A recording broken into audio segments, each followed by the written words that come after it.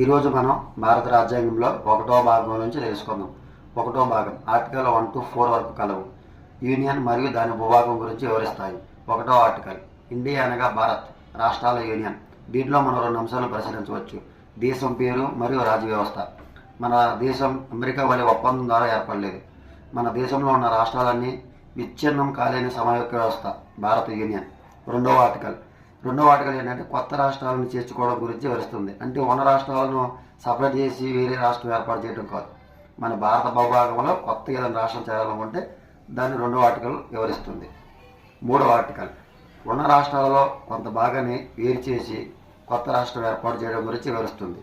4వ ఆర్టికల్ ఈ 2వ ఆర్టికల్ ప్రకారం కొత్త రాష్ట్రాలను చేర్చుకోవాలన్నా, 3వ ఆర్టికల్ ప్రకారం ఉన్న రాష్ట్రాలలో కొంత భాగాన్ని వేరు చేసి కొత్త రాష్ట్రం ఏర్పాటు చేయాలన్నా పార్లమెంటుకు గల అధికారం గురించి వివరిస్తుంది. ఇది సాధారణ మెజారిటీ ద్వారా ఆమోదం